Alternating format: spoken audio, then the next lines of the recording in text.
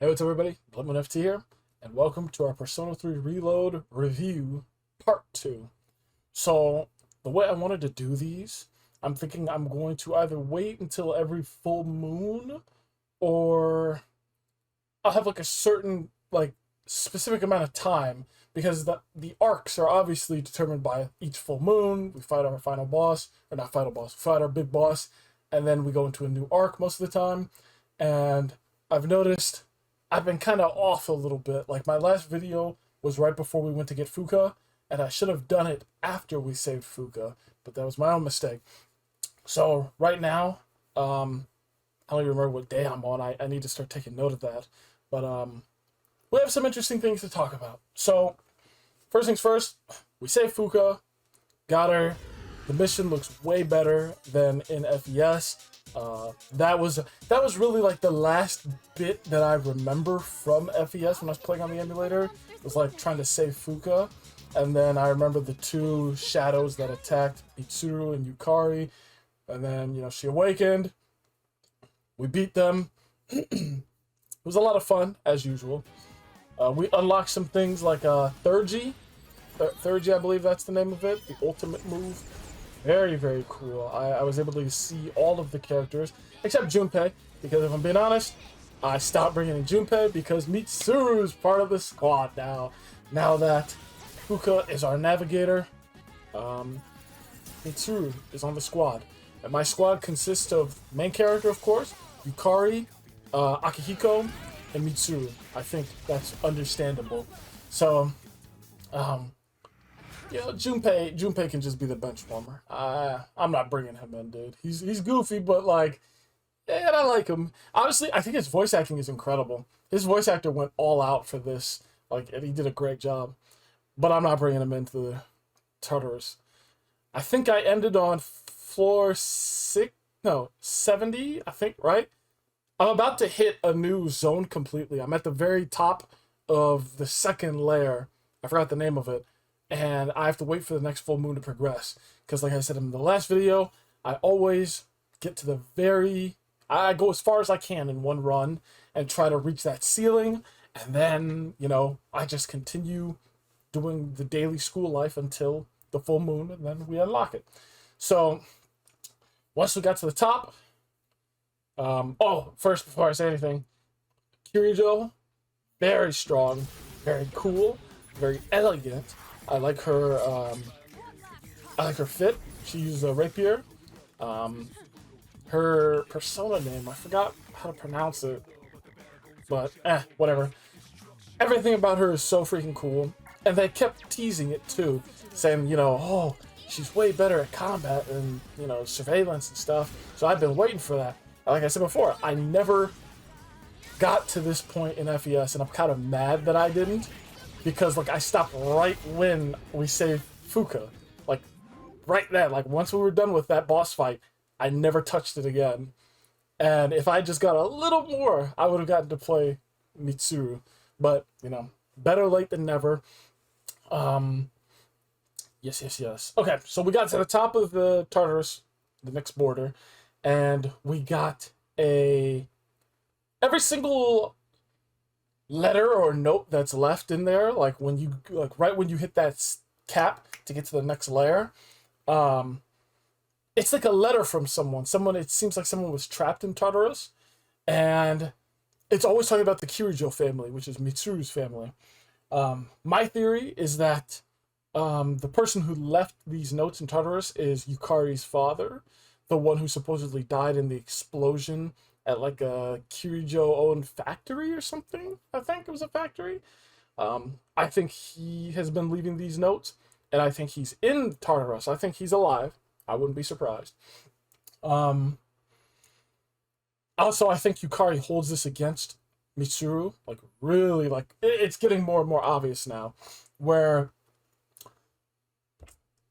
basically she's very suspicious of Mitsuru, basically saying Mitsuru forced Fuka into this. She's rushing us really fast. We still don't know Jack. We were sitting down with the chairman. I'm just going to call him the chairman. I forgot his name. We were sitting down with the chairman, and what was it? It was something.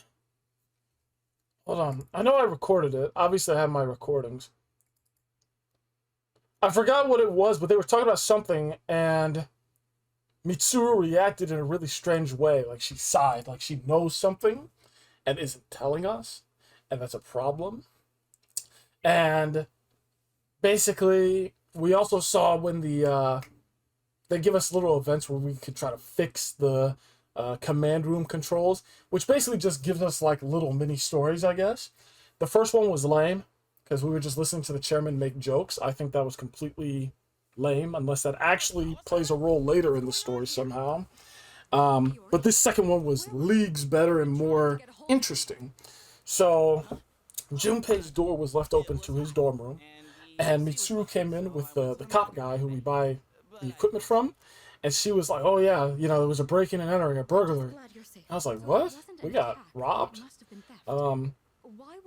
But no, it turns out Junpei just needed to go because the heat was out, or the it was cold or some crap. So he went to a manga cafe or whatever and fell asleep, and it was like this big spectacle because she's like thinking, "Oh my God, something's happening. I'm responsible for everyone," you know, and I'm sitting here like, dang, she's actually freaking out. Like, even I could have guessed from the beginning that it was just something stupid. Also, cameras in their rooms, very weird. Very, very weird, Chairman. I know I called you sus the first time. That's extremely creepy.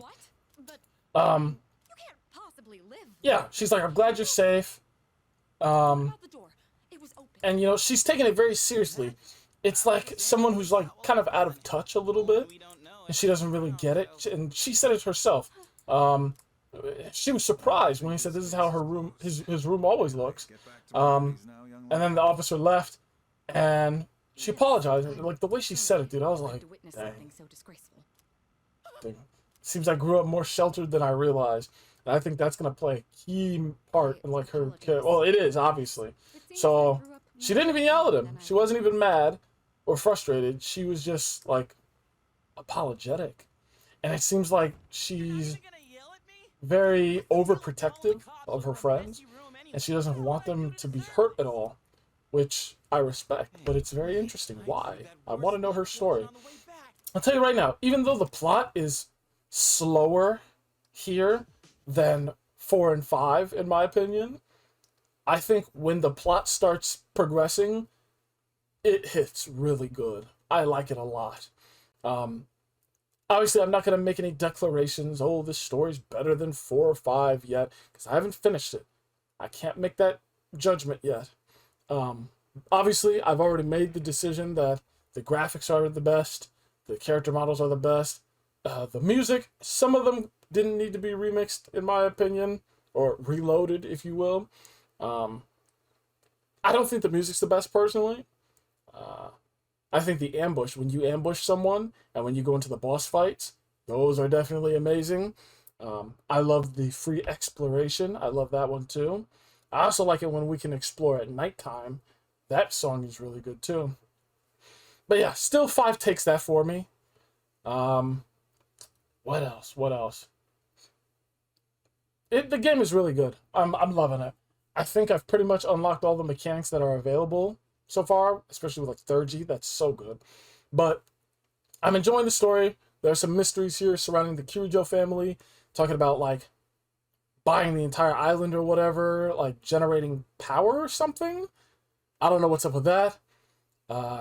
If I were to take a guess, I'd say maybe they know about the shadows feeding off like life force, life energy of people, and they're trying to like manufacture that. Maybe. I don't know. Seems like they're a very corrupt, shady company. Oh yeah, Mitsuru, she was giving us the tour, unlocking more things, like us being able to hang out with the C's members, start cooking and stuff, all types of things. She mentioned that there was a member who used to live there, and the member always cooked, but now they're gone. And I was like, okay, well, we're probably going to meet that person down the line. And then we saw Akihiko meet up with his friend, Shinji, and I was like, okay, that's him. It's very obvious that's him. Shinji was part of C's, and he left for some reason. And I'm very curious as to why. My prediction, maybe he learned what was up with the Kirijo family, perhaps. And he was like, I don't want to be under the same roof with Mitsuru. This is weird. This is shady. Maybe. I think that'd be a fairly valid reason. And I feel like Yukari might be going down that route as well. She's like extremely suspicious right now. But yeah, I'm sure that probably means that Shinja will end up joining us again someday. And yeah, I definitely feel like, even though I've taken so long to avoid spoilers, Persona games, it's fairly obvious to tell who's going to join. I think that's fairly obvious. In my opinion, I think 4 was probably the hardest. Though they hit me, and I'd be like, "Whoa, this person's going to join us. Whoa, this person's on the TV, the Midnight Show or whatever. I forgot the name of it. I think it is the Midnight Show. That would always hit me and surprise me, probably because it was my first Persona game. But once I played 5, it was a lot more obvious. And even going back to 3, it's a little obvious. They put focus on very specific characters, and there are encounters that seem extremely random as well. But it's like you just know there's meaning because of character reactions. So, like, characters that are going to be important down the line, I think, let's see. There was a dog that we saw outside the dorms. And the lady gave a little backstory when she was walking by. She was like, the owner was hit by a car, and the dog still walks itself. And we were petting it. She was like, the dog, won't let anyone take it in. But then all of a sudden, it's like really chill with us. And even Fuka was like, huh? What? And I'm like, They didn't do that for no reason. So we're probably going to end up having a dog later on. And then, we met Shinji at the ramen place. And then Akihiko revealed that he has a persona. So I was like, okay, he's probably going to join us. So I fully expect Shinji and the dog to be part of our group in some way. Because we don't have a pet yet. Every group has to have a pet in Persona, We had Morgana, we had Teddy. We have to have an animal of some sort. I think that's a given at this point. But yeah, the most important thing, though, well, before I get to the most important thing, I have been maxing out my intelligence. I tried to ask Mitsuru to walk home with me, and it was like, maybe if I'm a genius. Bro, I'm at 4 intelligence right now. I think I'm getting very close to 5. I'm trying to max it out ASAP, because I'm trying to romance Mitsuru. And when we unlock the events that we have to spend time with our group members, you best believe I'm spending all my time with Mitsuru. Bro, you see her making the tea? Oh my god, bro, the dialogue is so suggestive. That's crazy. You see what she's saying, bro? I want to thank you for all the hard work. Like, yo, I apologize for putting so much pressure on you. I'll do whatever I can to help. Yo. Have you been running into any trouble? Hey, yo. Please don't be afraid to let me know. What was the next? I think the second one was the most suggestive. Oh, hanging out with Elizabeth was also cool. I'm supposed to be the host. Let's see. Here I am thinking about myself. How about you? Oh, here it is. Yeah, I'm supposed to be the host, and yet here I am thinking about myself. How about you? Are you having a good time? Yeah, I'm having a good time, of course. That's good to hear. Yeah, talking about chamomile. I was actually a bit worried that I might be putting you off. So she says that the popular opinion is that she's difficult to approach, which is interesting. And then she mentions her staff. So I think it's quite obvious that she's extremely rich, because she comes from the Kirijo family. So one thing that I also thought was, I was like, okay, I can't remember if this was the case in Persona 4 because it's been so long, but in Persona 5, when we got to a certain point in the game, the characters were able to awaken, and basically their personas took on new forms.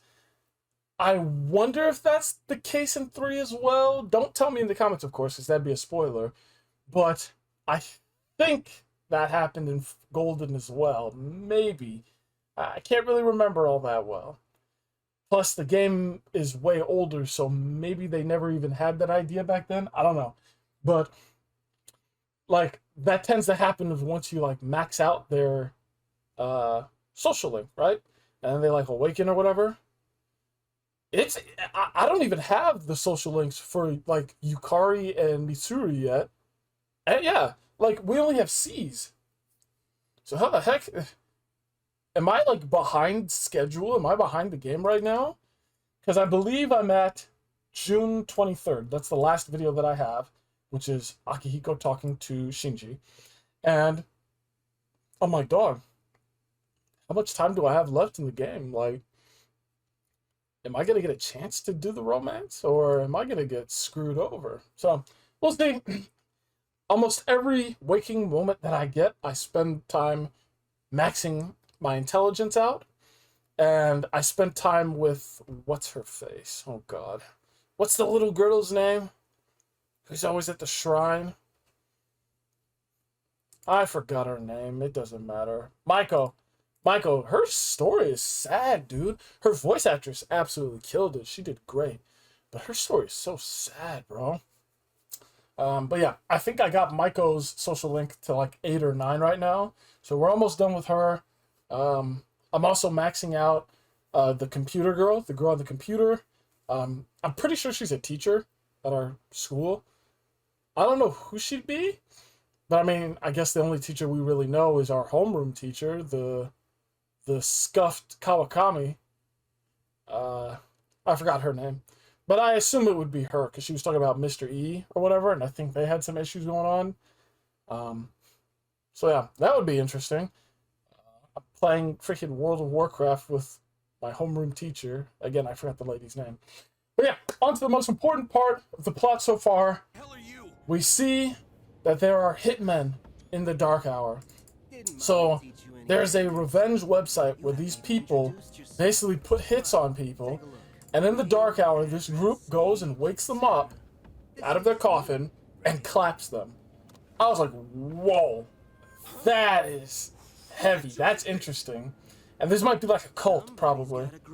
So, yeah, let's see. I'm playing the video. They should pull up in a second. There he is. Now the girl. Ooh. I like this like gothic look, but it's like all white. The all white gothic look. So this is definitely interesting, and I'm curious if we're gonna have to fight these people in the Dark Hour. I wonder if we'll have to fight them in Tartarus. Bro, look at her. Shall we get this over with now? You gotta have the nerd, the muscle, and then the girl. I'm very, very curious to see what they can do. I'm excited. So they just put them on this website, and then they get clapped. Like, it's as simple as that. So I'm very, very curious. I'm excited. Yeah, other than that, I'd say that's about it. I'm not anywhere near close to a full moon yet, so the plot is not going to progress anytime soon. So that's why I was cool with doing this quick little video. But yeah, I'm thinking every time we finish a boss for an arc, the full moon, I'm going to do a review video and just catch everyone up to speed on my thoughts of things. So far, so good. Like I said before, plot is slower. It feels slower than all the other games, but at the same time, I'm enjoying it a lot. But yeah, thanks everyone who watched. I will see you in the next video. And as always, Stan Mitsuru.